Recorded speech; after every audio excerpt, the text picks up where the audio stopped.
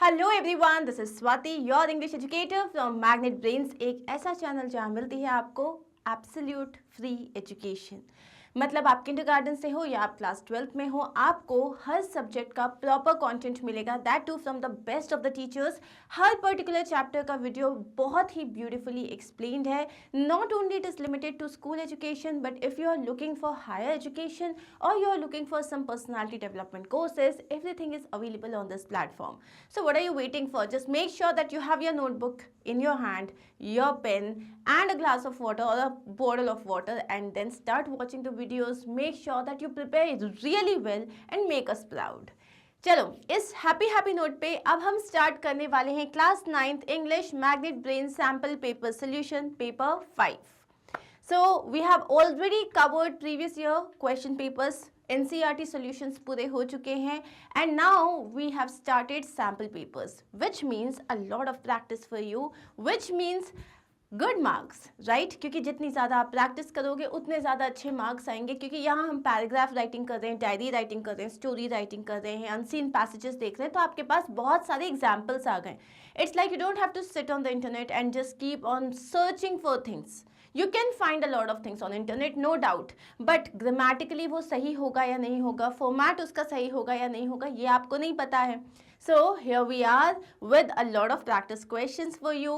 Practice with me and make sure that आपके बहुत अच्छे मार्क्स आए. ठीक है, चलिए तो हम स्टार्ट करने वाले हैं जनरल इंस्ट्रक्शन से. 3 आवर्स का पेपर होगा, 80 मार्क्स का पेपर होगा. आपका पेपर पूरा 10th बोर्ड के लाइन्स पे सेट किया गया है, because yes of course we are preparing you for the 10th.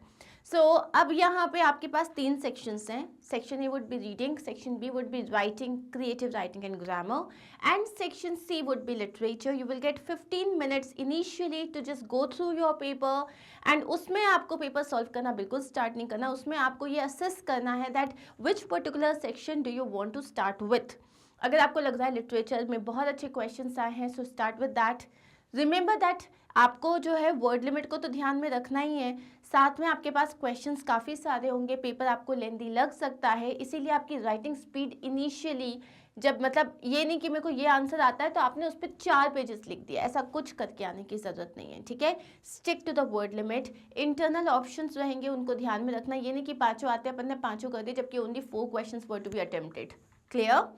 And इसके बाद कौन सा सेक्शन स्टार्ट करना है ये बहुत इंपॉर्टेंट है. एकदम बहुत ध्यान से जो 15 मिनट्स है उसमें पेपर को अंडरस्टैंड करने की कोशिश करना. ठीक है, now we are going to start with section A with unseen passage.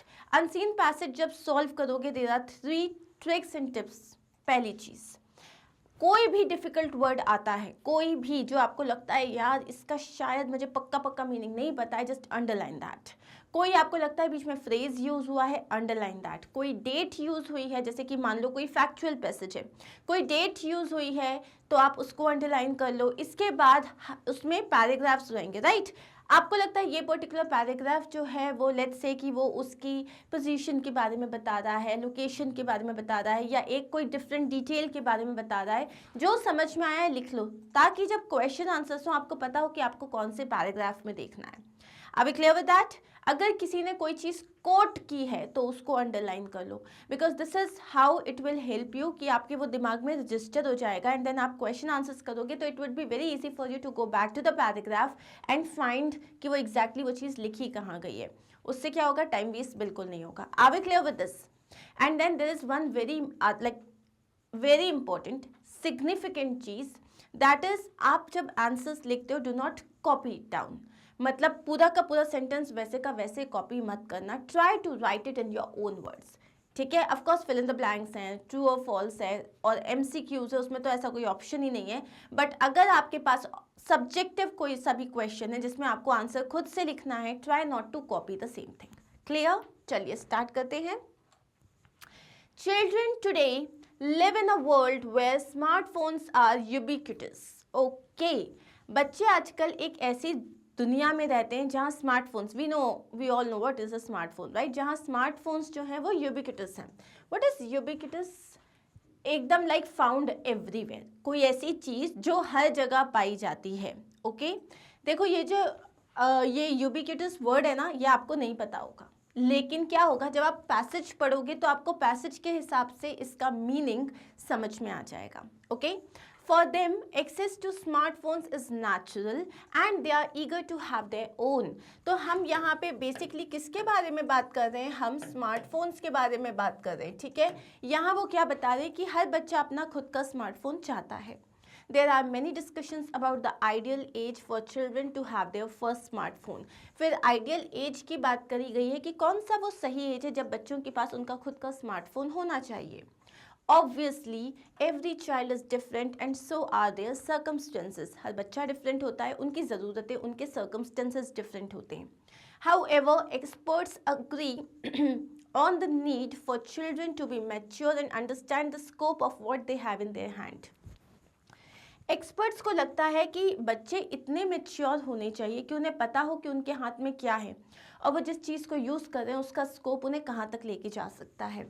Children must be able to understand the danger of sharing too many details of their life and personal data on the internet. जैसे Instagram पे, Snapchat पे आपको streak बनानी होती है, ऐसा लगता है that you are updating people about everything. मतलब आप अपनी लाइफ में कब उठ रहे हो, कहाँ जा रहे हो, हर चीज़ का स्नैप बना के शेयर कर देते हो. So in a way you are sharing a lot of personal details और उसका मिसयूज़ किस लेवल पे हो सकता है उसका आपको कोई आइडिया भी नहीं है. सो यहाँ पे आपको क्या बोला गया है that you have to understand the danger of sharing a lot of personal information. The next thing is they have to be aware that information published online remains publicly available and can be easily found. अब यहाँ पे वो क्या बोल रहे हैं कि उनको अवेयर होना चाहिए कि जो भी इंफॉर्मेशन अगर आपने पब्लिश कर दिया ऑनलाइन तो वो पब्लिकली अवेलेबल है, ऐसा नहीं है कि वो लोग उसको एक्सेस नहीं कर सकते. Last but not the least, they need to understand that following good manners matters. अच्छा, इसमें एक और इम्पॉर्टेंट चीज़ है. क्या होता है, आज की डेट में नेट रेज बहुत चल रहा है. नेट रेज का मतलब क्या होता है कि इंटरनेट पे आप अपना गुस्सा निकालते हो सामने वाले पे. व्हाट डू यू डू, आप उसको सोशली अब्यूज़ करते हो, नेट पे इंटरनेट पे अब्यूज़ करते हो, या इंटरनेट पे आप उसकी मॉश पिक्चर्स लगा देते हो एक्सेट्रा. आपको समझना पड़ेगा दैट मैनर्स बहुत ज़्यादा मैटर करती है. In other words, what in the online world is known as netiquette. जैसे एटिकेट्स का मतलब क्या होता है, मैनर्स, वैसे ही नेट पे जो मैनर्स होते हैं उनके लिए जो वर्ड यूज होता है उसको बोलते हैं नेटिकेट. Experts usually agree on the fact that children may have reached the point of maturity necessary to have their own smartphone around 11 to 12 years. Experts को लगता है कि 11 से 12 साल में बच्चों में वो मेच्योरिटी आ जाती है जिसमें उनके पास स्मार्टफोन हो सकता है. Nonetheless, mobiles will require parental supervision for many reasons. लेकिन इसके बाद भी अगर 11-12 ईयर्स में आपको स्मार्टफोन मिल भी गया है तो भी पेरेंटल सुपरविजन जो है बहुत सारी चीज़ों के लिए इंपॉर्टेंट है. क्यों? क्योंकि आप मेच्योर हो गए, आपको ये आ गया है कि आपको फ़ोन चलाना कैसे है. अगर आप कोचिंग जा रहे हो तो आप इन्फॉर्म कर सकते हो, कहीं इशू हो गया तो इन्फॉर्म कर सकते हो. You can create a future, मतलब यू नो लाइक आप अगर अपना अकाउंट क्रिएट करते हो कहीं पे, जैसे आपने अपना एक ईमेल आईडी बनाया. I am not talking about Instagram and Snapchat, I am talking about email address है, या फिर आपने जैसे मैग्नेट ब्रेन्स है, मैग्नेट ब्रेन्स पे अपना अकाउंट क्रिएट किया. So that is all okay. लेकिन पेरेंटल सुपरविजन चाहिए to understand that you know you should not watch some inappropriate, age inappropriate things. Then to protect children, to teach them how to properly use smartphones, to avoid possible problems, and finally to take responsibility for its eventual misuse. जब तक आप 18 years की as में नहीं हो तब तक अगर आपके हाथ से उस फ़ोन से कोई भी मिसयूज़ होता है then you would not be responsible, your parents would be held responsible. That is why it is extremely important to understand the importance of parental supervision. Understood? Now, when looking at some statistics, we discovered from a recent study that 56% of children between 10 and 13 years have a smartphone, but most surprising is that 25% of children between 2 and 5 years also have one. So, आजकल ये देखा गया है कि जो बच्चे होते हैं, एकदम छोटे बच्चे होते हैं, खाना नहीं खाने उनको आपने स्मार्टफोन दे दिया, you know they are not listening to you, रो रहे हैं उनको स्मार्टफोन दे दिया. तो 2 से 5 साल के बच्चों को भी आजकल स्मार्टफोन दे दिया जा रहा है. तो यही जो रीसेंट स्टडीज में 56% जो चिल्ड्रन है 10 से 13 साल के बीच में उनके पास तो स्मार्टफोन है ही. Do kids need to have a smartphone at such a young age? क्या आपको लगता है कि जो बच्चे हैं उनको इतनी यंग एज में उनके पास एक स्मार्टफोन होना चाहिए? In contrast, according to another survey, 25% of parents believe that a child under 12 years must have a basic phone. So 25% parents को लगता है कि अगर कोई बच्चा 12 साल की एज के नीचे है तो उसके पास बेसिक फोन होना चाहिए, not a smartphone, the basic phone, 54% को लगता है that having a mobile phone is suitable for children between 13 and 15 years and 66% को लगता है कि children under 16 should not have a smartphone. Are we clear with this? ये figures आपको मैंने क्यों अंडरलाइन किए हैं, अभी तो मैंने ऐसे किया, I have to erase this, but आप अपने इस पैसेज में कर लेना, क्यों? क्योंकि आपके पास इन पे बेस्ड क्वेश्चंस आएंगे. Next, among the advantages parents find in mobile phones for kids is that, अब जो हम इधर पे इस पूरे पैसेज में किसकी बात हो रही है, एडवांटेजेस की बात हो रही है, is that they can call their parents in case of emergency. पहली चीज, आप कहीं भी फंसते हो, कोई भी इश्यू होता है, आप अपने पेरेंट्स को कॉल कर सकते हो. Many parents give their children a very basic feature phone when they begin to walk home from school alone. जब आप स्कूल तक अकेले जा रहे हो तो वो बहुत बेसिक फ़ोन दे देते हैं सो दैट रास्ते में कोई भी इशू है एटलीस्ट आप कॉल कर सकते हो, मैसेज डिलीवर हो जाएगा. But children ask their parents for the smartphone because their classmates already have one. लेकिन सबको जो है वो बेसिक फ़ोन नहीं चाहिए होता, स्मार्टफोन चाहिए होता है क्योंकि सब बाकी बच्चों के पास है. But smartphones are not for socialising purposes only. Smartphone का मतलब ये नहीं है कि Instagram, Snapchat, Facebook, Twitter, no. Children can learn a lot through their mobile, especially because as parents we teach them to take advantage of mobile educational opportunities. So obviously आज की date में अगर आप मैग्नेट ब्रेन्स की videos देख रहे हो, सो आप लैपटॉप पे देख रहे हो या आप अपने मोबाइल फ़ोन पे भी देख रहे हो, राइट? सो यहाँ पे मोबाइल फ़ोन की बहुत सारी पॉजिटिव थिंग्स भी हैं. आप जो है किस तरीके से उनको सही चीज़ के लिए यूज़ कर सकते हो. The age at which kids should have their own smartphone can be a difficult decision for parents, but you have to measure the advantages and disadvantages in each particular case. तो parents के लिए ये समझना difficult है कि कौन सी सही as होगी टू हैव अ स्मार्टफोन, लेकिन इसमें आपको कैसे आपको रियलाइज़ करना है, ये कैसे अंडरस्टैंड करोगे, by measuring the advantages and disadvantages. अब ये हर केस में डिफरेंट होंगे and that is why it is important. Clear? तो ये था हमारा फर्स्ट पैसेज. अब देखो, हमारा फर्स्ट पैसेज में सिर्फ एक और दो डिफ़िकल्ट वर्ड्स थे, लेकिन ये लेंदी था, इसको पढ़ने में आपको टाइम लगता है. प्लस अब क्या है, अगर आपने मार्किंग नहीं करी तो अब जब क्वेश्चन करोगे आप वापस पूरा पैसेज पढ़ोगे तो आपका तो टाइम गया, वो आप काम बिल्कुल नहीं कर सकते. इसीलिए जो जो मैंने अंडरलाइन किया आपको वो अंडरलाइन करना पड़ेगा. किस में एडवांटेजेस की बात हुई है, किस में पेरेंटल सुपरविजन की बात हुई है, ये सब आपको पता होना चाहिए.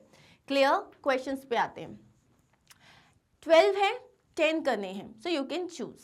According to the passage, what is the perfect age of giving smartphones to children? बच्चों को स्मार्टफोन्स देने की एक जगह उन्होंने एज बताई थी which was 11 to 12 years. What is netiquette? Netiquette क्या है?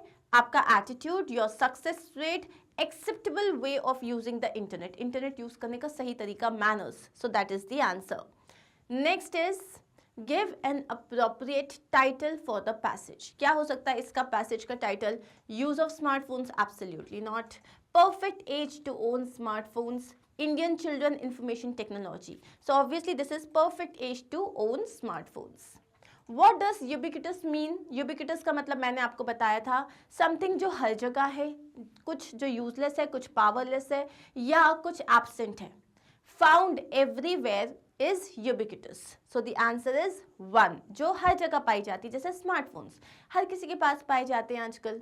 Give a synonym of eager. I am very eager to do something.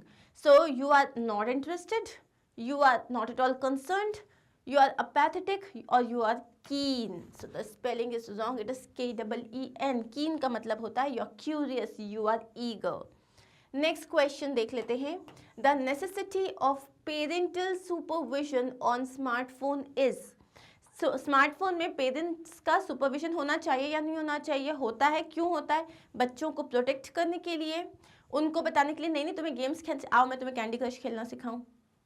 To take the responsibility of any misuse, ये भी है कि उनको अगर कहीं कुछ प्रॉब्लम हुआ तो भी उन्हें उसकी रिस्पॉन्सिबिलिटी लेनी पड़ेगी। तो first is also right and second third is also right, तो हमारा आंसर क्या हो जाएगा? Fourth, both A and C.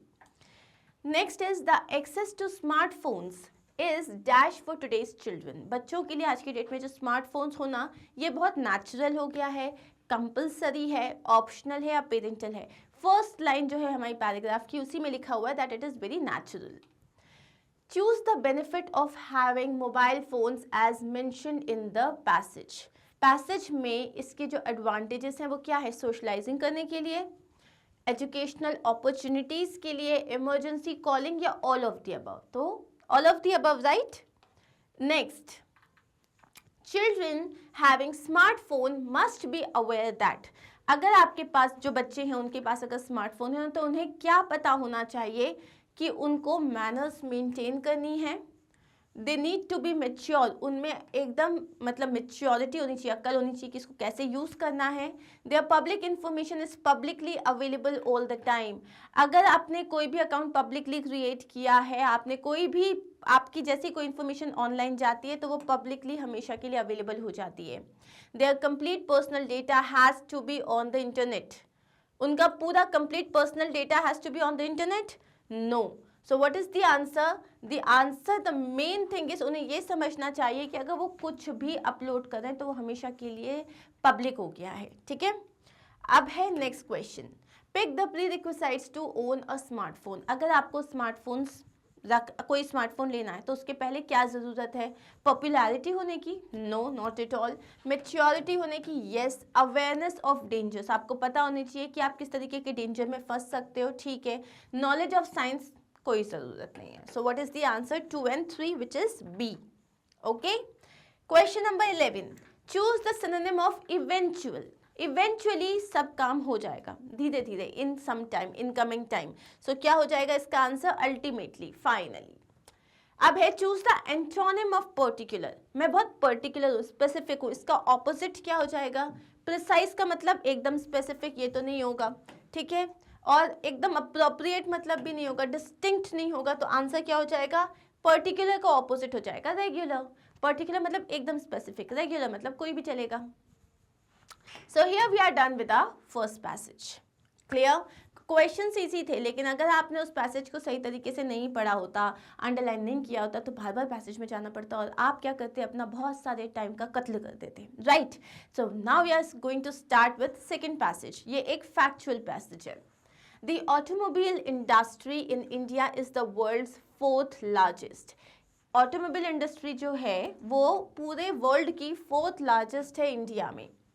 India was the world's 4th largest manufacturer of cars and 7th largest manufacturer of commercial vehicles in 2019. 2019 में जो सर्वे किया गया था उसके हिसाब से इंडिया जो थी कार्स के जो मैन्युफैक्चर प्रोडक्शन की अगर बात करें तो 4th लार्जेस्ट थी। ठीक है, और अगर हम कमर्शियल व्हीकल्स की मैन्युफैक्चर की बात करें तो 7th लार्जेस्ट थी। इसे पक्का अंडरलाइन कर लेना। द इंडियन ऑटोमोटिव इंडस्ट्री मतलब जिसमें हम उसके कंपोनेंट्स की भी मैन्युफैक्चर की बात कर रहे हैं, is expected to reach 16.16 to 18.18 trillion by 2026। Trillion. The industry attracted foreign direct investment (FDI) worth $24.21 billion. ठीक है, तो यहाँ पे जो FDI होता है जो हमारे इकोनॉमी की ग्रोथ के लिए बहुत इंपॉर्टेंट होता है, तो सिर्फ इस इंडस्ट्री ने $24.21 बिलियन अट्रैक्ट किए हैं during April 2000 to March 2020, according to the data released by Department for Promotion of Industry and Internal Trade. So this is DPIIT. Okay, two-wheelers and passenger vehicles dominate the domestic Indian auto market. तो जो two wheelers जो होती हैं vehicles होती हैं और जो passenger vehicles होती हैं इंडियन ऑटो मार्केट को वही डोमिनेट करती हैं। Passenger car sales are dominated by small and mid size car. आज भी इंडिया में जो स्मॉल कार है या मीडियम साइज है लाइक ऑल्टो एंड मारुति, यही सबसे ज़्यादा चलती है। Two-wheelers and passenger cars accounted for 80.8% and 12.9% market share respectively. अब यहाँ पे आपको हर चीज को सोच के चलना पड़ेगा, छोटे छोटे नोट्स बना लो। यहाँ पे क्या है, टू व्हीलर्स और पैसेंजर्स कार्स की बात हो रही है, यहाँ पे किसकी बात हो रही है, उनका मार्केट शेयर की बात हो रही है, so that you can come back to this. उसके बाद क्या है, accounting for a combined sale of over 21.55 million vehicles in financial year 2020. The CAGR during financial year 16 and 20 is 1.29%. अब कुछ चीज़ें आपके ऊपर से निकलने वाली है। Even if you know certain things, आपने सुना होगा, लेकिन हर एक फाइनेंशियल टर्म आपको आना बिल्कुल ज़रूरी नहीं है। इसलिए अगर कोई चीज़ बहुत ज़्यादा समझ में नहीं आए, उसको बस एक बार रीड करो, आगे बढ़ जाओ। The government aims to develop India as a global manufacturing and research and development hub. Government क्या एम करती है कि इंडिया जो है ये मैन्युफैक्चरिंग और रिसर्च एंड डेवलपमेंट का हब हो जाए when it comes to automobile industry. It has set up national automotive testing and R&D infrastructure project centers as well as national automotive board to act as facilitator between the government and the industry. Under NATRIP, 5 testing and research centres have been established. कितने? 5 testing और research centres जो है उनको establish किया हुआ है। कब से? 2015 से अभी तक 5 डेवलप हो चुके हैं। What is NATRIP? It is national automotive testing and R&D infrastructure project. Clear? ये था हमारा पैसेज। लास्ट इसका देखते हैं। NATRIPs, इसको अपन नेट ट्रिप बोलते हैं, ठीक है। Proposal for grant and aid for test facility infrastructure for electric vehicle performance certification from NATRIP Implementation Society under FAME and electric scheme was approved by Project Implementation and Sanctioning Committee on January 03, 2019. निकला ऊपर से? गया? कोई बात नहीं, जो question आएंगे वो बहुत ईजी आएंगे। The Indian government has also set up an ambitious target of having only EVs being sold in the country. वो ये भी बोल रहे हैं कि सिर्फ इलेक्ट्रिक व्हीकल्स जो है ना आने वाले टाइम में सिर्फ वही बेची जाएगी इंडिया में। The Ministry of Heavy Industries, Government of India has shortlisted 11 cities in the country for introduction of EVs in their public transport system under the FAME scheme. इस फेम स्कीम के under में उन्होंने 11 cities को shortlist किया है जिसमें वो plan कर रहे हैं ईवीएस को लॉन्च करना। अब यहाँ पे क्या दिया है? The first phase of the scheme was extended to March 2019 while in February 2019 the government approved FAME 2 scheme with a fund requirement of 10,000 crores for financial year 2022। तो इन्होंने ये जो ईवीएस की जो स्कीम है इसके अप्रूवल के लिए उन्होंने इतना पैसा लगाया। Under Union Budget 2019-20, government announced to provide additional income tax deduction of 1.5 lakhs on the interest paid on the loans taken to purchase EVs. अब इसमें एक और चीज़ है कि आप जो हो, अगर आप कोई भी इलेक्ट्रिक व्हीकल ले रहे हो तो उसमें आप जो लोन ले रहे हो उसमें आपको 1.5 लाख का डिडक्शन हो जाएगा। EV sales excluding e-rickshaws in India witnessed a growth of 20% and reached 1.56 lakh units in financial year 20. So अगर हम ऑटो रिक्शाज जो होते हैं, ई रिक्शाज जो होते हैं, उनको अगर एक्सक्लूड करें तो जो बाकी जो जनरल कार्स होती है उसमें 20% का इंक्रीज हुआ है। टोटल 1.56 लाख कार्स जो हैं बेची गई हैं कब? फाइनेंशियल ईयर 20 में, driven by two wheelers. The government of India expects automobile sector to attract 8 to 10 billion US dollars in local and foreign investment by 2023। तो ये रहा हमारा पूरा ग्राफ जहाँ पे क्या है? Number of automobiles sold in India, और यहाँ पे क्या दिया हुआ है? फाइनेंशियल ईयर्स दिए हुए हैं। और यहाँ पे आप क्या देखते हो? फाइनेंशियल ईयर 19 में सबसे ज़्यादा जो है कार्स सेल हुई हैं विच इज़ 26.27। ठीक है, सो दिस इज इट, यही आपको समझना था। अब हम आगे बढ़ते हैं। Here we have 12 questions, we have to do any 10। देखो, जो आपको फर्स्ट 15 मिनट्स मिलते हैं ना वो इसी चीज़ के लिए मिलते हैं। आपने पहला वाला पैसेज देखा, आपको लगा ये तो बड़ा आसान है, ये वाला देखा आपने बोला यार तो ये तो थोड़ा सा डिफिकल्ट लग रहा है, और अब आप टाइम वेस्ट नहीं करोगे, आप सीधा फर्स्ट वाले पैसेज को कंप्लीट कर लोगे, राइट। फैक्चुअल पैसेज या तो बहुत आसान होते हैं या तो थोड़े डिफिकल्टी लगते हैं, मतलब थोड़ा ऐसा लगता है ऊपर से निकल जाए। सो ये फर्स्ट 15 मिनट्स ध्यान से इस चीज़ को समझने में निकाल देना, ठीक है? मतलब सिर्फ पैसेज नहीं, पूरा देखना है। सो स्टार्ट करते हैं questions. What does DPIIT highlight? तो अब क्या करोगे, तुमने अंडरलाइन किया DPIIT, वहां जाओगे and you will understand that it has highlighted that India has received a considered amount of FDI। ये सेकेंड पैराग्राफ में लिखा हुआ था आपके।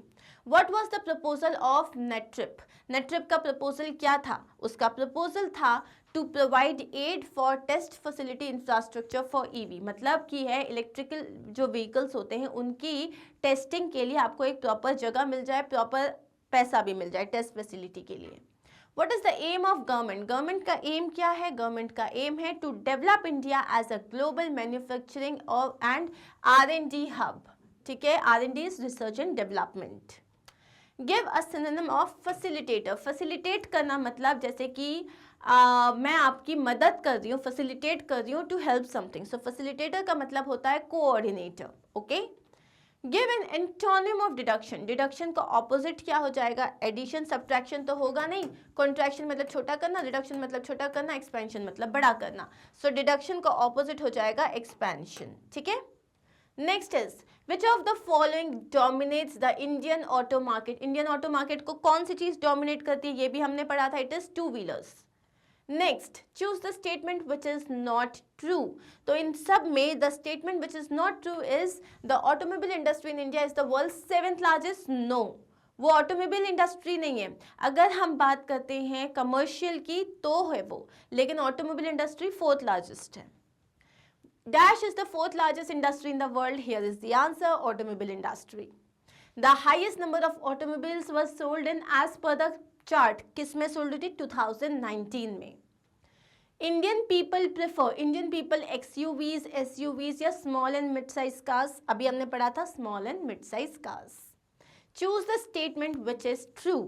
तो अब इसमें the statement which is true is India became the 7th largest manufacturer of commercial vehicles in 2019. Okay. The government wants to establish. Government क्या establish करना चाहती है? वो establish करना चाहती है R&D infrastructure center तो करना ही है, प्लस वो एक automotive board भी करना चाहती है, तो both A and B. Okay, so here we are done with the first section, which is the writing section, and now we are going to start with the grammar part. So grammar section start करते हैं अब हम. So we have got 12 questions and we have to attempt any 10. Okay? सबसे पहले हमारे पास gap filling का question है, जहाँ पे आपका सब्जेक्ट वर्ब अग्रीमेंट और टेंसेस का नॉलेज टेस्ट होने वाला है। Good body posture is important. If we do not sit properly we dash strain our backs. तो अब यहाँ पे पहला है वी। अब यहाँ पे देखो, इसमें आपका जो मोडल वर्ब्स है वो भी टेस्ट हो सकते हैं। तो यहाँ पे आंसर क्या हो जाएगा? We might. तो अगर आपने सही तरीके से आप नहीं बैठते हो तो आप जो है अपनी बैक को स्ट्रेन कर सकते हो। Bad posture dash be avoided. Bad posture को अवॉइड करना चाहिए। चाहिए मतलब क्या हो जाएगा इसका answer? Should be avoided. Next is further a good posture enhances the image of a person. एक जो अगर आप सही तरीके से खड़े होते हो तो वो इमेज को आपका पर्सनालिटी को एनहांस करता है, मतलब और निखारता है। And it dash also cure a mild बैकएक। And it can मतलब वो एक जो है माइल्ड बैकएक को भी क्योर कर सकता है। A physiotherapist usually insists that one dash also exercise regularly for complete cure of backache. एक फिजियोथेरेपिस्ट जो है वो ये इंसिस्ट करते हैं कि आपको जो है यू मस्ट मतलब आपको करनी ही चाहिए रेगुलर एक्सरसाइज ताकि आपको ऐसी इश्यूज ना हो। And then it is written some people have been cured and they dash to consciously avoid bad posture. और वो ट्राई कर रहे हैं, मतलब they ought to, उन्हें करना ही चाहिए, मोरली भी करना चाहिए, क्योंकि जिनको ऑलरेडी प्रॉब्लम है उन्हें ज़्यादा ख्याल रखना चाहिए।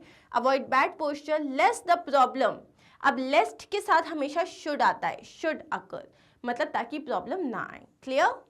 अब हम आते हैं नेक्स्ट क्वेश्चन में, जहाँ पे ये एरर करेक्शन है। तो हर सेंटेंस में एक कोई तो एरर है। अब आपको क्या करना है? पहले उस एरर को फाइंड करना है, फिर उस एरर को करेक्ट भी करना है। Qutub Minar was a minaret that form a part of a Qutub complex, which is a UNESCO World Heritage Site at the Mehrauli area of Delhi at India. It is made of red sandstone but marble. It attracts many tourists. बहुत सारी mistakes हैं. So Qutub Minar was a minaret. It is still a minaret ना, was क्यों बोल रहे हो? पहले minaret था और अब क्या बिल्डिंग हो गई है? नहीं. So Qutub Minar is a minaret. That form नहीं आएगा यहाँ पे. क्या आ जाएगा? फॉर्म्स होगा.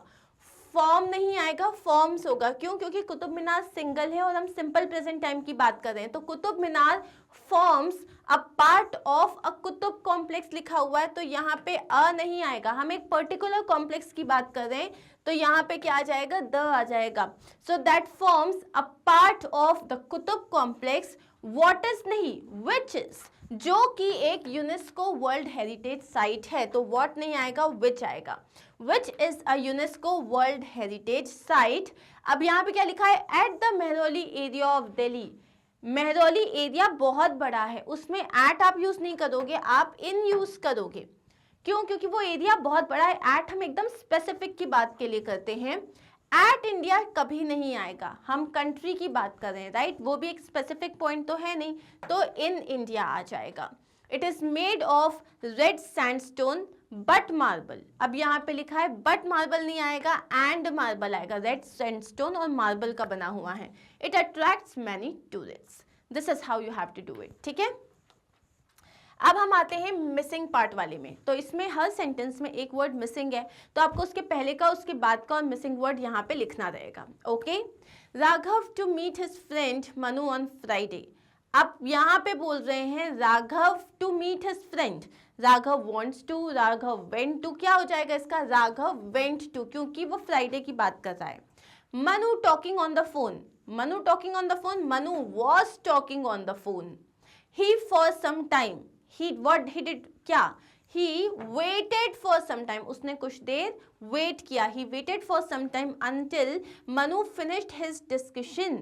जब तक मनु का पूरा, Manu finished his discussion, Manu had finished his discussion. तो उसने थोड़ी देर तक वेट किया था जब तक मनु का डिस्कशन खत्म हो गया. And after that Raghav him that. Raghav ने बताया, Raghav told him that he composed a poem on nature some days back. that he had composed, उसने की थी, past perfect की बात कर रहे हैं. he had composed a poem on nature some days back. he had working on it. वो उस पे तब से लेके अभी तक काम कर रहा है. he had been working on it, past perfect continuous. For a month. देखो फॉर अ मंथ यूज हुआ ना, तो he had been working on it for a month. Manu glad to hear that. Manu was glad to hear that. उसको सुन के खुशी हुई थी. That and he praise the poem after he read it. And he had read it after he had read it. तो and he praised the poem after he had read it. So ये पूरा जो sentence है आपका past perfect tense और past tense में चल रहा है, पूरा जो पैसेज है. ठीक है.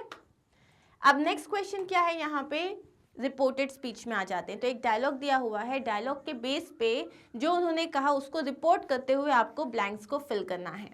Why are you in a hurry. Rajeev ने बोला, शरद ने बोला, I have to catch a train. Then Rajeev said, where are you going. Sharad said, I am going to Jaipur to attend a wedding. Start करते हैं. राजीव आस्क्ड शरद. सबसे पहले Rajeev asked Sharad why. Are का क्या हो जाएगा? Was he in a hurry. और why was he in a hurry और why he was in a हरी. क्या हो जाएगा इसका? Why he was in a hurry. Why he was in a hurry. ठीक है. अब इसका क्या हो जाएगा? Sharad told him that. I का क्या हो जाएगा? ही. हैव का क्या हो जाएगा? Had. He had to catch a train. Rajeev ने क्या बोला फिर? राजीव इंक्वायर्ड. राजीव ने फिर से पूछा ना. Rajeev inquired where he was going. So Sharad informed him that he was going to Jaipur to attend a wedding. So here are the answers. ठीक है. Clear. अब हमें यहाँ पे एज पर डायरेक्शन चेंजेस करने हैं। What a beautiful store it is, इसको assertive में चेंज करना है। जब भी कोई एक्सक्लेमेटरी सेंटेंस होता है उसको असर्टिव में चेंज करना है, तो आप सिंपली क्या बोलोगे, what a beautiful store it is की जगह बोलोगे it is a beautiful store. Simple, it is a very beautiful store और it is a beautiful store. Clear? Next, Renu is as active as Kanchan. Renu उतनी ही एक्टिव है जितनी की कंचन। इसमें हमें नेगेटिव चेंज करना है। ओके, तो अब आप क्या बोलोगे इससे, आप ये भी कह सकते हो कि Renu is not more active than Kanchan. वो कंचन से ज्यादा एक्टिव नहीं है, वो उतनी ही है जितनी कंचन है। तो आप क्या बोलोगे, Kanchan is not more active than Renu और Renu is not more active than Kanchan, both are right. Kashmir is one of the most beautiful hill stations of India. Kashmir जो है इंडिया का one of the most beautiful hill station है। इसको change करना है comparative में। अब इसमें कंपैरेटिव का मतलब क्या होता है, हमको बोलना पड़ेगा मोस्ट ब्यूटीफुल की जगह अपन को मोर ब्यूटीफुल लेके आना पड़ेगा। अब इसको अपन नो से चलोगे, Kashmir is more beautiful then many of the hill stations in India. क्यों इसमें बोला है वन ऑफ द मोस्ट, मतलब देखो ये एक बहुत ब्यूटीफुल हिल स्टेशन है, ये बहुत है, ये बहुत है, इनमें से एक कश्मीर है। तो आपने क्या बोला, कश्मीर जितने भी ब्यूटीफुल है उसमें से एक है। अब इसको अपन को कंपेयर करते हुए बोलना है, तो आप बोलोगे बाकी के जितने भी हिल स्टेशंस हैं ना उनमें से कश्मीर ज्यादा ब्यूटीफुल है। तो इसको कैसे बोलोगे, Kashmir is more beautiful than many of the hill stations in India. Okay, next, we eat to live. हम खाते हैं जिंदा रहने के लिए। इसको अगर नेगेटिव में करोगे तो क्या हो जाएगा, we do not eat to die. Live का ऑपोजिट क्या हो गया, डाई हो गया। It was a spectacular show, बहुत ही ऑसम शो था। इसको हमको एक्सक्लेमेटरी में बदलना है, तो हम बोलेंगे what a spectacular show it was. What a spectacular show it was, that's it. अब आते हैं हम मोर क्वेश्चंस। ये प्रैक्टिस है, ये तो प्रॉपर प्रैक्टिस हो रही है। इसमें आर्टिकल्स यूज करने हैं। The Chinese restaurant is dash hour away from a house. तो आप क्या बोलोगे, a hour, an hour, the hour, of course it is an hour, मतलब 1 घंटा दूर है। Can you give me a glass of water, an नहीं आएगा। Bring me board markers, bring me, a नहीं, एन नहीं आएगा, क्योंकि आपने बहुत सारे मार्कर्स की बात कर रहे हो, तो आप कुछ स्पेसिफिक की बात कर रहे हो, तभी आप यहाँ द यूज करोगे। This is dash tallest building in dash area. Tallest superlative के आगे हमेशा क्या आता है, द आता है। तो आप बोलोगे this is the tallest building in a area, मतलब एक एरिया में सबसे ज्यादा बड़ी बिल्डिंग है। Do you have an umbrella, क्योंकि यू से स्टार्ट हो रहा है, इट इज अ वोवेल, तो हमारा हो जाएगा एन अम्ब्रेला। ओके, तो अब यहाँ पे एक और चीज है कि यहाँ पे अपन जो है ना इन द एरिया यूज करेंगे, तो ये दोनों में ही द ही आएगा। क्लियर? चलिए next, fill in the gaps with would और शुड। तो वुड और शुड देख लेते हैं। वुड कब यूज होता है, जब आप किसी से कोई रिक्वेस्ट कर रहे हो, या आप फ्यूचर की बात कर रहे हो, या आप किसी से कुछ मांग रहे हो। शुड का मतलब होता है चाहिए। Manisha dash be here in some time. Manisha को अब कुछ ही देर में यहाँ होना चाहिए। क्या हो जाएगा, Manisha should be here in some time. Neetu and Rita dash not be able to make it. वो शायद नहीं कर पाएंगे, मतलब कोई भी काम है, जैसे लेट्स से डांस है, या वो लोग एनुअल फंक्शन में राइट टाइम तक शायद नहीं आ पाएंगे। Neetu and Rita would not be able to make it, वो नहीं आ पाएंगे। Dash Danny be able to accompany Jibin to the hospital. क्या डैनी जो है वो जिबिन के साथ हॉस्पिटल चला जाएगा। अब यहाँ पे क्या चला जाएगा आप पूछ रहे हो, है ना, रिक्वेस्ट भी हो सकती है ये, तो ये वुड होगा।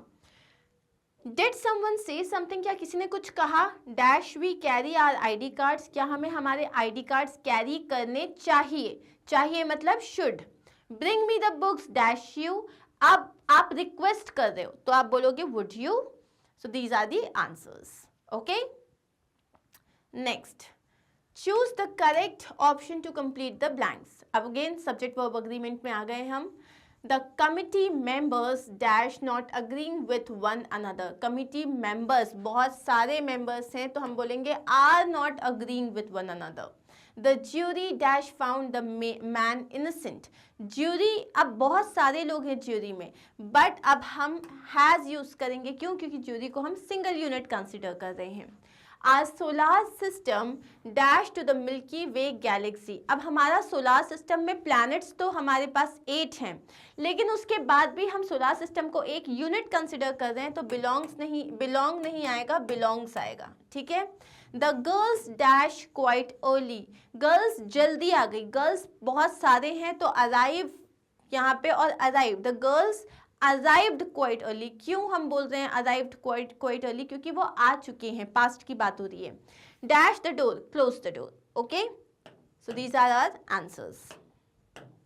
नेक्स्ट देख लेते हैं, क्रिएटिव राइटिंग पार्ट में आ जाते हैं अब हम। तो यहाँ पे सबसे पहले है हमारे पास paragraph writing.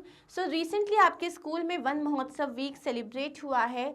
The main theme was grow more trees to save environment. Main theme क्या था? ज़्यादा से ज़्यादा पेड़ उगाओ। Many programmes were organise, describe the event. बहुत सारे प्रोग्राम्स आपके स्कूल में ऑर्गेनाइज किए गए थे, आपको इस पूरे इवेंट को डिस्क्राइब करना है। अब आपके पास कुछ हिंट्स दिए हुए हैं, ट्रीज की इंपॉर्टेंस बता सकते हो आप, क्या क्या एक्टिविटीज़ हुई वहाँ पे, अगर कोई स्पेशल गेस्ट आए थे तो क्या है। अब इन सब को, इन पॉइंट्स को ध्यान में रखते हुए you have to create a paragraph, okay. So here is our answer. किस तरीके से आप अपना पैराग्राफ क्रिएट कर सकते हो? सबसे पहले तो आपने क्या लिखा, हेडलाइन लिख दी, and then last week our school organised Van महोत्सव वीक। लास्ट वीक हमारे स्कूल ने वन महोत्सव वीक ऑर्गेनाइज किया था। Its main objective was to highlight the importance of forest and trees and to motivate the students to grow more trees. अब इसका main objective क्या था कि हम जो है फॉरेस्ट की और ट्रीज की इंपॉर्टेंस बताएं और स्टूडेंट्स को मोटिवेट करें कि वो ज़्यादा से ज़्यादा पेड़ लगाएं. The week-long celebration started with the plantation of 200 gulmohar, neem and banyan trees. अब इसमें आप मन से कुछ भी लिख सकते हो, बस इतना याद रखना प्रैक्टिकल होना चाहिए. तो इस पूरे वीक में जो है आपने सबसे पहले 200 गुलमोहर के, नीम के और बैनियान के ट्रीज लगाए. The next day the students organise an exhibition. Next day एक एग्जीबिशन ऑर्गेनाइज हुआ. The theme was green world happy world. तो नेक्स्ट डे क्या था, एक आपने एग्जीबिशन ऑर्गेनाइज किया जिसका थीम क्या था, green world happy world. Students exhibited their skills in various projects and posters urging people to grow more trees. तो students ने क्या हुआ, अब इसमें जो है जो इलेक्ट्रिक होता है या फिर मतलब जैसे जो नेचुरल तरीके से आप किस तरीके से पेड़ों को कम नुकसान पहुंचाते हुए फैक्ट्रीज में काम कर सकते हो, बिल्डिंग्स और एंड ऑल. तो ऐसी चीज़ों में आपने एग्जीबिशंस लगाए, पोस्टर्स बनाए. The next day, all the students and teachers took out a rally holding posters and placards in their hands. Next day सारे स्टूडेंट्स और टीचर्स ने एक रैली निकाली जिसमें उन्होंने पोस्टर्स और प्लेकार्ड्स पकड़े हुए थे, जिसमें वो यही चीज़ के बारे में लोगों को अवेयर कर रहे थे. Some of them read save the world. कुछ में लिखा हुआ था सेव द वर्ल्ड, कुछ में लिखा था grow more trees and save forest. On the fourth day a debate was organised on the use of plastic. Fourth day एक डिबेट कंपटीशन हुआ. On the fifth day a play was staged on the Chipko Andolan. Chipko Andolan पे एक play organise हुआ. The One Mahotsav week ended with a symposium.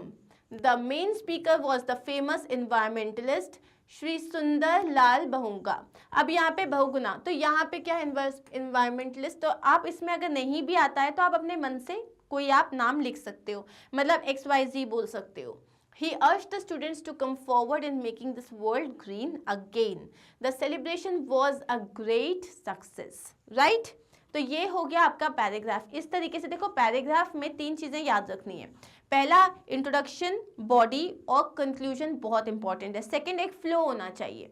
ये नहीं कि आपने head लगा फिर टेल लगा दिया फिर बॉडी लगा दिया, ऐसा नहीं होगा. तो आपको जो है एक फ्लो मेंटेन करना है. Next and third thing, grammatically and punctuation बहुत करेक्ट होना चाहिए. ठीक है, अब आते हैं हम सेकेंड क्वेश्चन में. स्टार्ट करते हैं.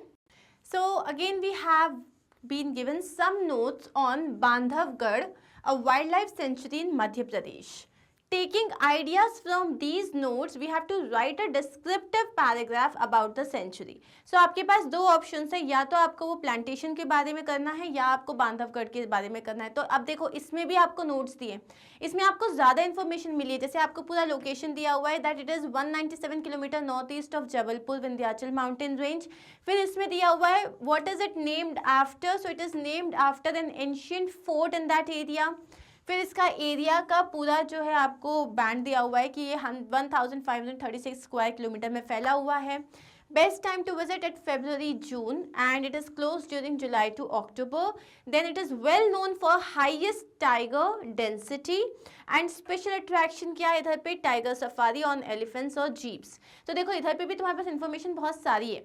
So now suppose you already know about plantation drive या आपके स्कूल में कोई plantation drive हुई है and you have got a lot of points तो आप वो वाला करना. अगर आपके पास प्लांटेशन ड्राइव के लिए ज़्यादा पॉइंट्स नहीं है तो आप इसको कर लेना, बिकॉज इन सारे पॉइंट्स के साथ भी अगर आप एक पैराग्राफ फॉर्म करोगे तो it will be good enough. ठीक है, so let's start. Bandhavgarh a heaven for tigers, HEAVEN मतलब स्वर्ग for tigers. Bandhavgarh, a wildlife sanctuary in Madhya Pradesh, is located 197 kilometers northeast of Jabalpur near the Vindhyachal mountain range. देखा, पहली line में ही 3 lines हो गई जो पहला पॉइंट दिया था. It has been named after an ancient fort located in the area. ये आपका सेकेंड पॉइंट था. ठीक है, it covers an area of 1536 square kilometre. ये हो गया third point. The best time to visit this sanctuary is from February till June. It remains closed for the visitors from July till October. कुछ extra add ही नहीं करना पड़ा है. This park has a large biodiversity. The density of the tiger population at Bandhavgarh is one of the highest known in India. ठीक है, it also has a large breeding population of leopards and various species of deer. So if you do not know this, it's okay. The sanctuary sees flocks of tourists arrive during the season to enjoy tiger safari on elephants and jeeps. So आप इसमें ये भी लिख सकते हो that many tourists come and enjoy the safaris which you can take on elephants and jeeps and ये एक world heritage जो वाला मतलब जो इसमें जो है this is extremely important. Why? Because ये मध्य प्रदेश का जो है एक gem है. You can add a lot of points. But that is it. And now let's start with diary writing. ठीक है, you are Manoj or Manjula. You met your favorite celebrity at a shopping mall today and you are feeling on top of the world. So is it Virat Kohli or is it Deepika Padukone or is it Ranbir, whatever. So आप अपने favorite celebrity से मिले. You want to share your joy with someone and decide to tell your diary about your experience. अब आपको किसी को बहुत मन कर रहा है बताने का and you want to write it in your diary. So अब अपन को डायरी में लिखना है ये चीज़. So क्या हो गया आपका फॉर्मेट? डे कॉमा डेट, उसके बाद time, dear diary and a comma. Start करते हैं. I know that I am writing a bit earlier than usual, but I couldn't wait to share this with you. So you write every day and you share everything with your diary and you write it before you go to sleep. So this is just a way, this is a very informal way of writing because you are writing to yourself. It is absolutely personal. तो आप किसी भी तरीके से लिख सकते हो that oh my god I cannot tell you what happened today. This is also you can start with. I was at the Pacific Mall with mom when we ran into Sania Mirza. तो हम लोग Pacific Mall में थे और मम्मा के साथ थे and वहाँ पे whom did we see? We saw Sania Mirza. When you say we ran into, to run into someone का मतलब होता है to meet someone unexpectedly. She was shopping for clothes at Zara. At first, I couldn't believe that it was her, but after the few minutes of stealing glances at her, I was convinced that it was none other than Sania Mirza. तो पहले तो मुझे लगा नहीं ये सानिया मिर्ज़ा नहीं है, फिर मैं थोड़ा चुपके देख रही थी and then I realized that yes, this is none other than Sania Mirza.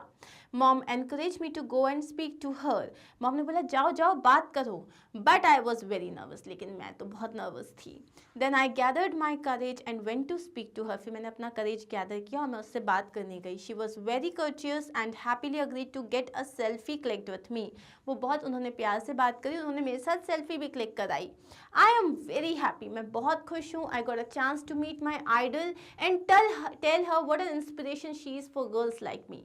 तो मैं बहुत खुश हूँ क्योंकि मैं अपने आइडल से मिली और मैंने उन्हें बताया कि आप हमारे लिए और मेरी जैसी लड़कियों के लिए कितनी बड़ी इंस्पिरेशन हो. All my friends are going to be so envious. मेरे सारे फ्रेंड्स कितना जलने वाले हैं. Today was the best day of my life. आज तो मेरी ज़िंदगी का सबसे अच्छा दिन था. Manjula. That's it. This is simple diary writing.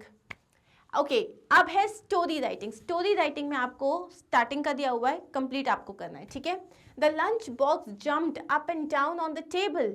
The lunchbox jumped up and down on the table. There was no doubt about it. Something inside my lunchbox was alive. मेरे लंच बॉक्स में कुछ ऐसा था जो जिंदा था. अब आपको इसके आसपास एक स्टोरी वीव करनी है. It can be as interesting as you want it to be. So यहाँ देखते हैं. द टॉकिंग फ्रॉग हमारी स्टोरी का नाम है. The lunchbox jumped up and down on the table. There was no doubt about it. Something inside my lunchbox was alive. I kept staring at it. मैं उसे देखता रहा. Should scream and run or should I be calm and open it? मैं क्या करूँ? मैं चिल्लाऊँ और भाग जाऊँ या मैं रिलैक्स होकर उसको ओपन करूँ? My curiosity got the better of my fear. Got the better of my fear is a very good phrase. इसका मतलब होता है कि मैंने fear से आगे अपनी curiosity को, मतलब curiosity बड़ी थी और मैंने उसे choose किया. I tentatively put my hand on the box. मैंने धीरे से अपना box पे hand रखा. It was definitely moving. उसमें कुछ तो move कर रहा था. Then something happened beyond my wildest imagination. तो मैंने जो सोचा भी नहीं था उससे भी परे कुछ हुआ. I heard a voice saying, "Let me out! Let me out!" तो मैंने उसमें से एक आवाज़ सुनी, मुझे बाहर निकालो, मुझे बाहर निकालो. It was coming from inside the lunch box. Preparing myself for whatever would be revealed, I open the lunch box. मैंने सोचा जो होगा देखा जाएगा. मैंने ओपन किया lunch box. And guess what left out? A frog, a bright neon green frog. उसमें से क्या निकला? एक फ्रॉग निकला. Listen to what I have to say, said the frog before I could ask how it got into my lunchbox. इससे पहले मैं उससे पूछता तो मेरे लंच बॉक्स में कैसे गए, उसने बोला मेरी बात सुनो. I was absolutely dumbstruck to see and hear a talking frog. मैं एकदम, मेरे होश उड़ गए थे जब मैंने देखा कि एक टॉकिंग फ्रॉग मुझसे बात कर रहा है. Tell me, I managed to say. मैंने बोला हाँ ठीक है बताओ. I can sit inside your desk and help you with the questions in the exam. मैं तुम्हारी डेस्क के अंदर बैठ जाता हूँ और तुम्हारे एग्जाम में तुम्हारे क्वेश्चंस में मदद कर सकता हूँ. Can you really? I asked. क्या तुम वाकई कर सकते हो? Of course, I am your guardian angel in disguise. He whispered. उसने बोला हाँ of course मैं कर सकता हूँ.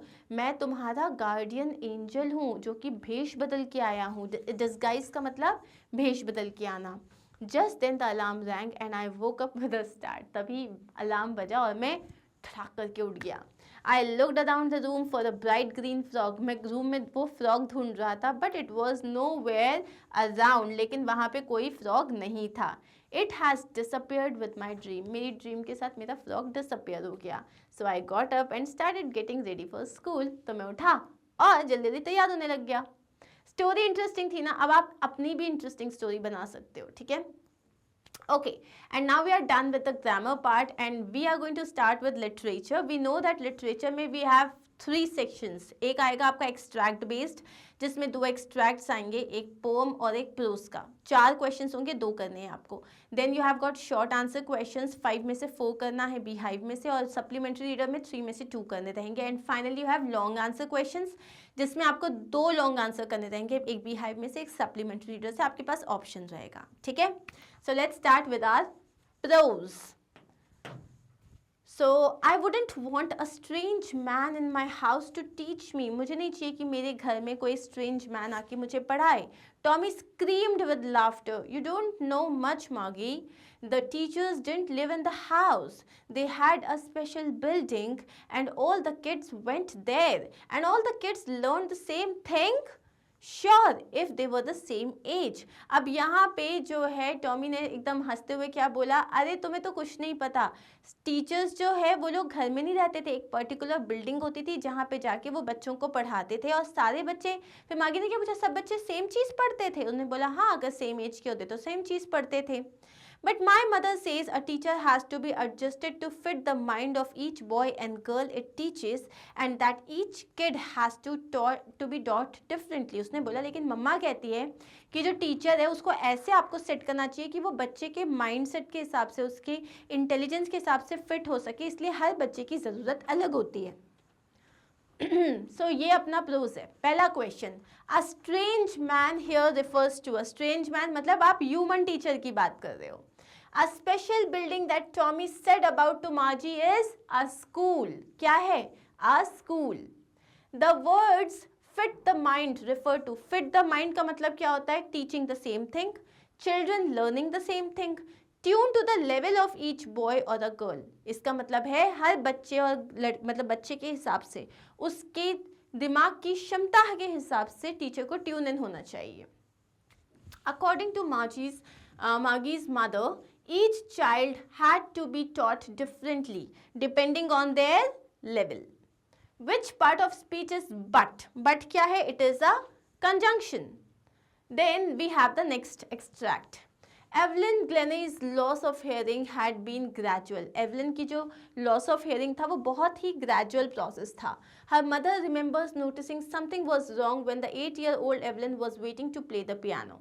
उसकी माँ ने जो है notice किया कि कुछ तो उसके साथ wrong उनके जब वो wait कर रही थी to play the piano.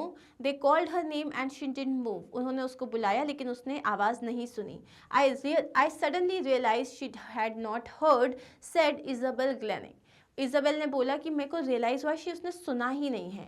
For quite a while Evelyn manage to conceal her growing deafness from friends and teachers. थोड़े टाइम तक एवलिन ने जो है अपने फ्रेंड्स से, अपने टीचर्स से अपनी जो डेफनेस की बात है उसको छुपा के रखा। But by the time she was 11 her marks had deteriorated and her head mistress urged her parents to take her to a specialist. लेकिन जब वो 11 साल की हो गई तो उसके मार्क्स बहुत कम आने लग गए और उसके प्रिंसिपल ने बोला कि इसको आपको एक स्पेशलिस्ट के पास लेके जाना पड़ेगा।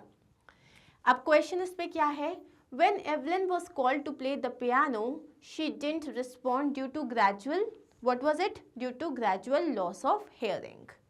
Evelyn's mother suddenly realized that she, क्या है इसमें answer? That she didn't hear her name being called. In the beginning, when Evelyn could hear partially, जब वो थोड़ा थोड़ा सुन पाती थी, she managed to hide her deafness from her friends and teachers. Okay? Evelyn headmistress requested her parents to take Evelyn to a doctor to show her deafness.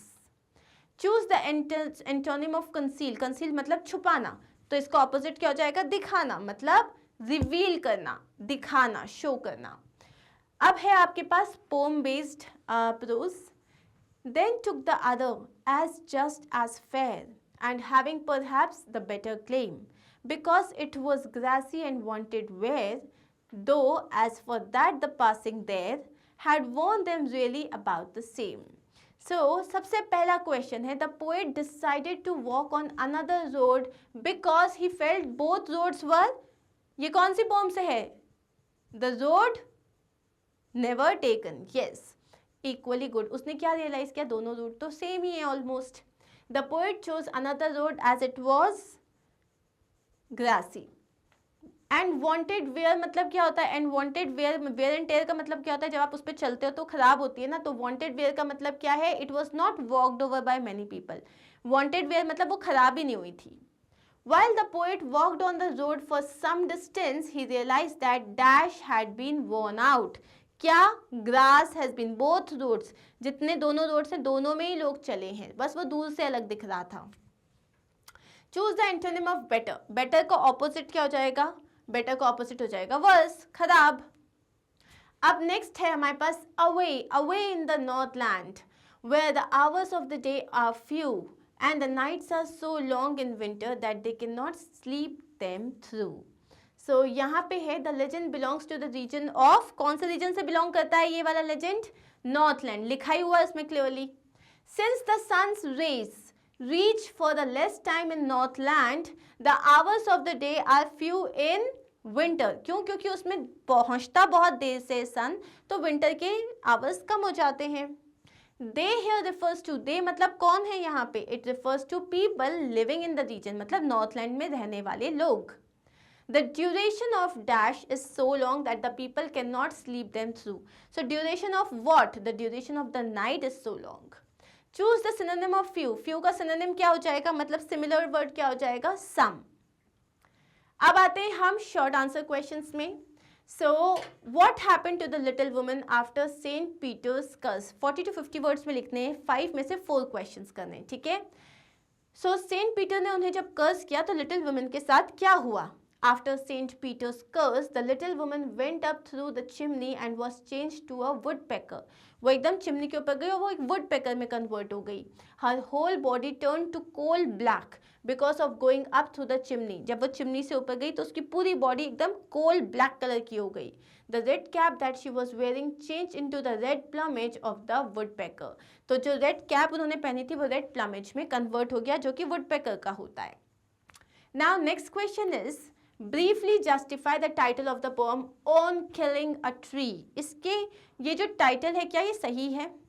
On killing a tree creates an awareness in the mind of people that trees are as much living creatures as animals.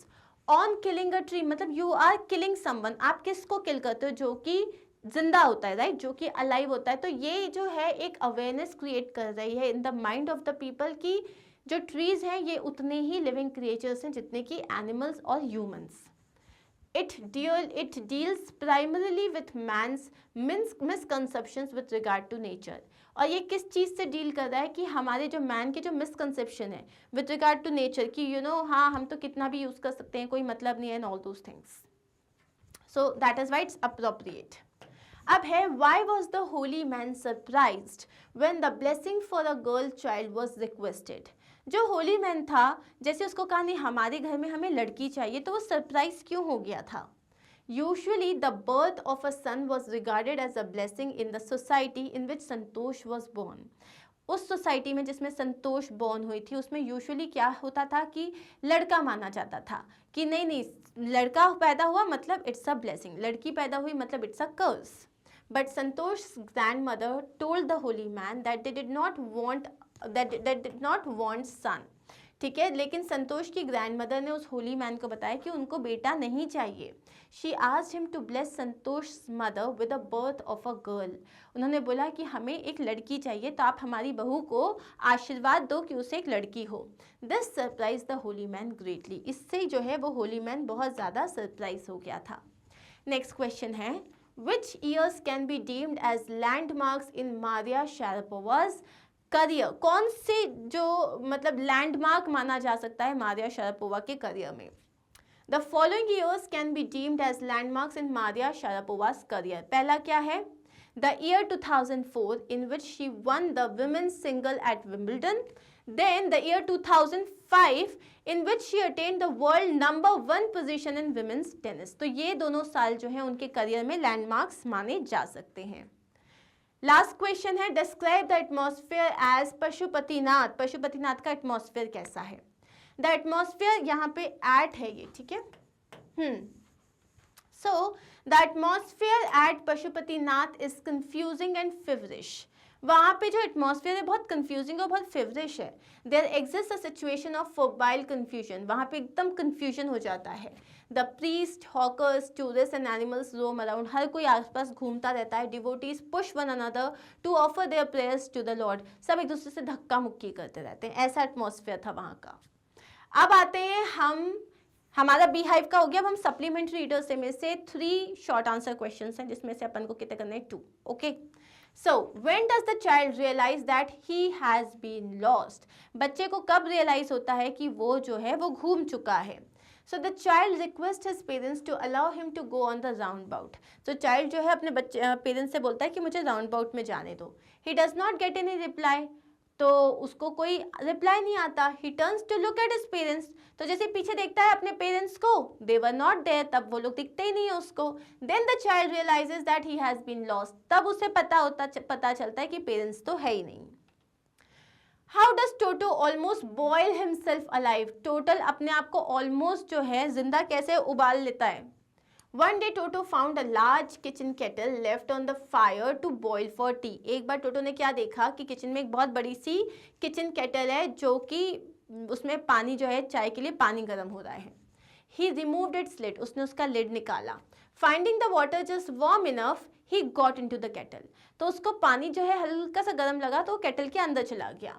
This was just fine for a while. थोड़ी देर तो ठीक था. When the water began to boil, Toto hopped up and down for some time, तो वो थोड़ी देर उछलता रहा क्योंकि उसे पानी बहुत गर्म लग रहा था. Just then grandmother arrived and hauled him half boiled out of the kettle, और तभी ग्रैंड मदर आ गई, उन्होंने उसको पूरा आधा उबला हुआ बाहर निकाल दिया. Why did the courtiers call the Prince the happy Prince?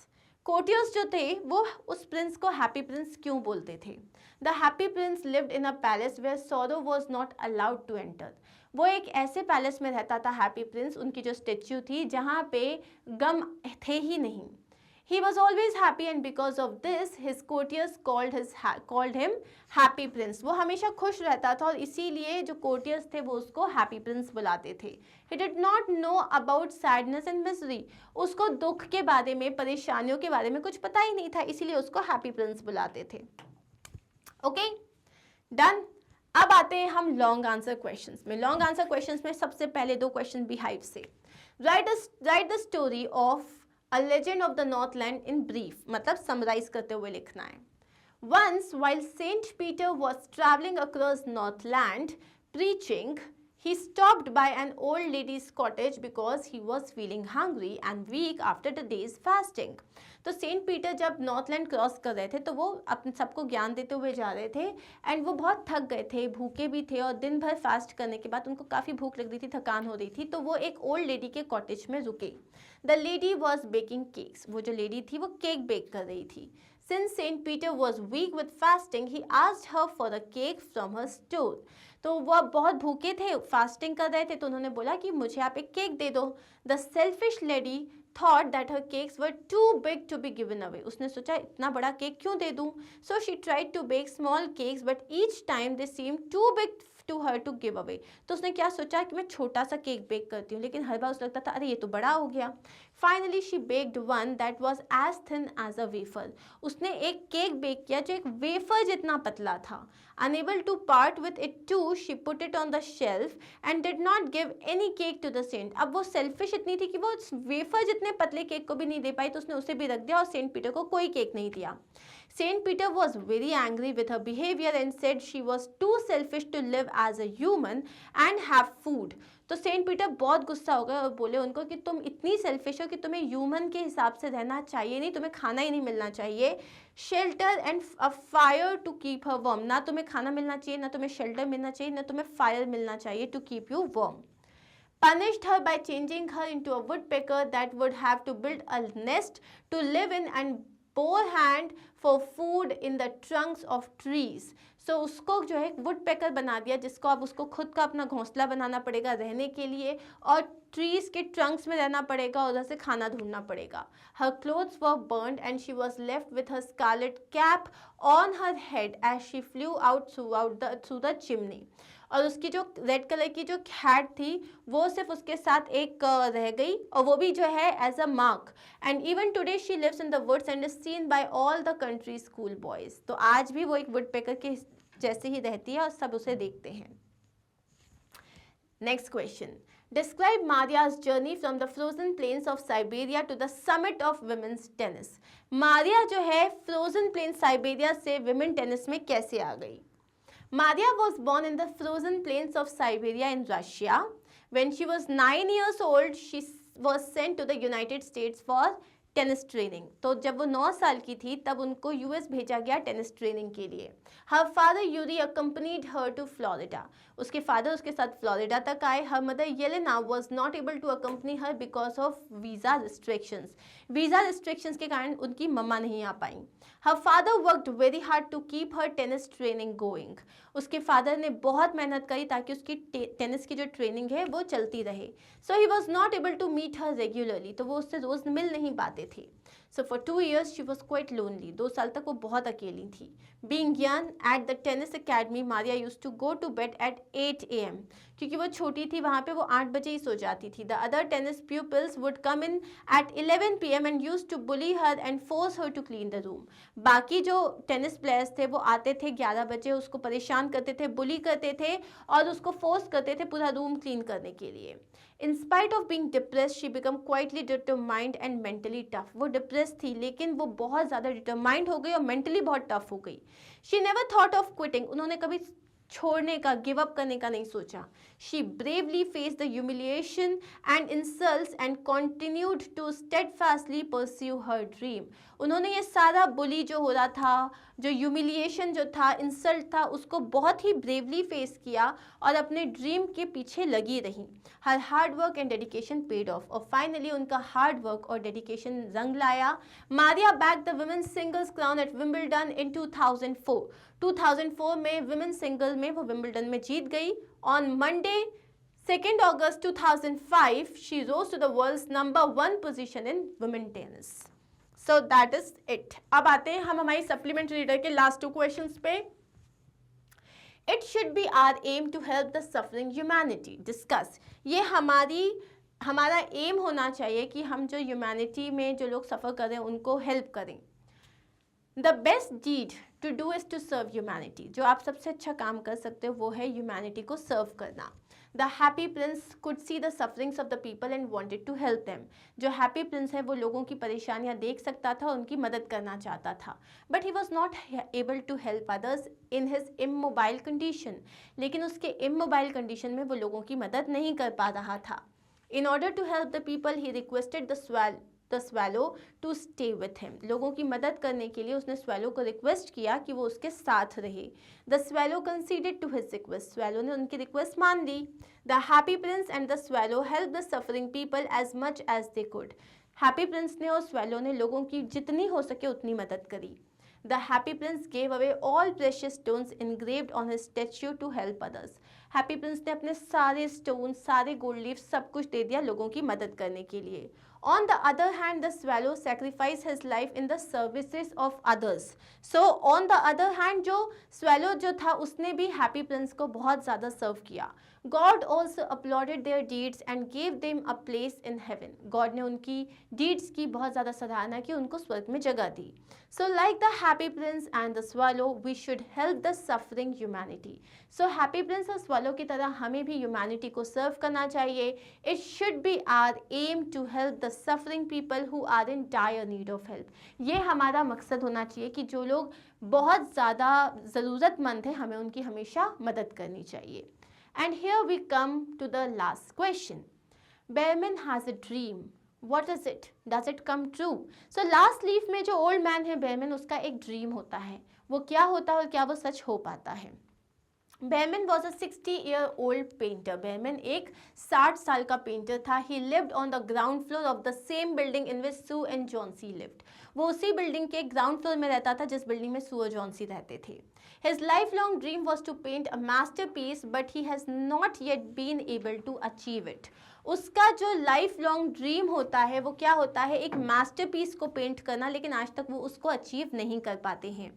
When Sue informs Behrman that Johnsy has lost all hopes of getting well and believes that she will die when the last leaf of the ivy creeper falls. जब Johnsy उसको बताती है कि स्यू ने जो है पूरी अपनी जो होप्स हैं वो लूज़ कर ली है और उसको लगता है कि जब आइवी क्रीपर की लास्ट लीफ जब गिरेगी तब वो भी मर जाएगी, तो बेहरमैन उसके लिए बहुत ज़्यादा परेशान हो जाता है.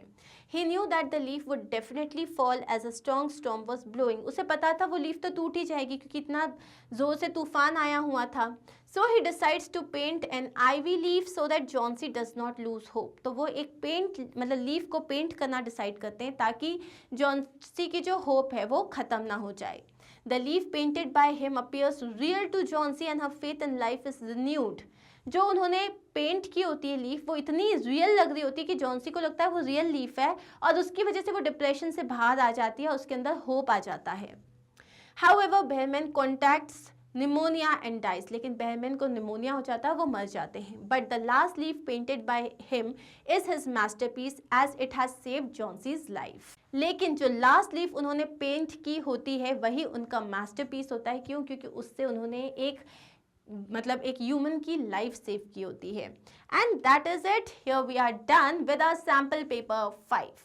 5 पेपर्स हो चुके हैं, 5 और बचे हैं. So stay tuned.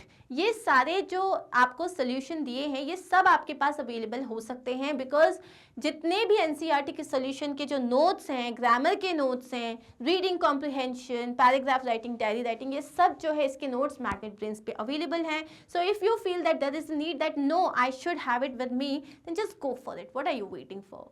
So I am going to see you very soon with sample paper 6. So stay tuned, take care of yourself, stay hydrated, live good, live happy, take care. Bye bye.